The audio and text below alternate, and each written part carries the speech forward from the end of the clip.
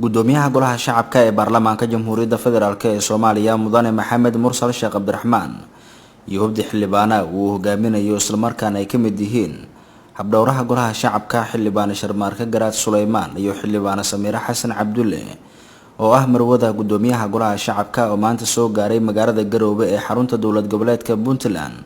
waxaa garoonka diyaaradaha ku soo dhaweeyay gudoomiyaha golaha wakiilada Puntland iyo sidoo kale xildhibaano ka tirsan golaha wakiilada ee dowlad goboleedka Puntland.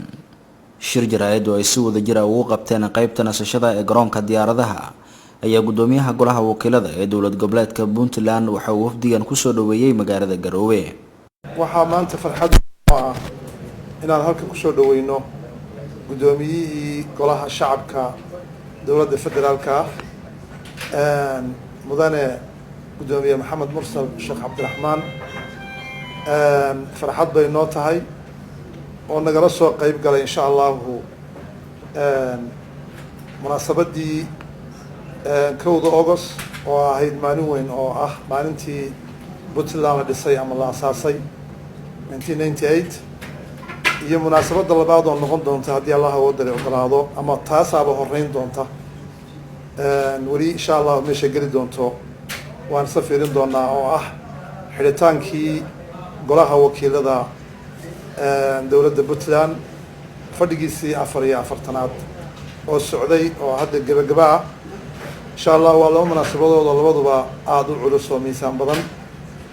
gudoomiyaha waxaan leenahay gudoomiye ku soo dhawow dalkaagii waanu kaaga soo horeynay kaliya dalkaaga ku soo dhawow Puntland ku soo dhawow. gudoomiyaha golaha shacabka ee baarlamaanka jamhuuriyadda federaalk ee Soomaaliya mudane Maxamed Mursal Sheekh Cabdiraxmaan ayaa sidoo kale ka hadlay ujeedka socdaalka isaga iyo wafdigiisa ee magaalada Garowe ee dowlad goboleedka Puntland.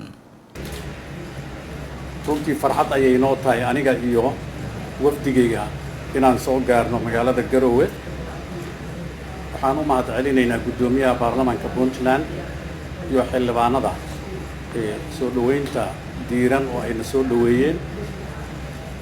intaan halkaan ku sugannahay waxaan ka qayb gali doonaa sida gudoomiyaha uu sheegay laba munaasabadood oo mid ay tahay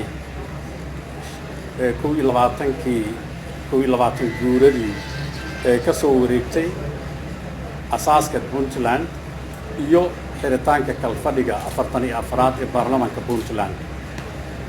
runtii labadaas munaasabadood aad ay muhiim noogu yihiin.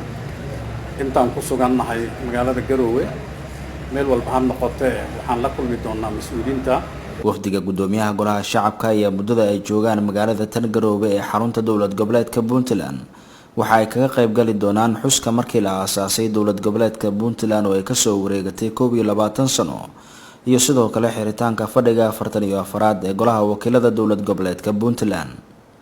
Ibrahim Gudle Isxaaq, raadiyaha telefishinka qaranka Soomaaliyeed, magaalada Garowe.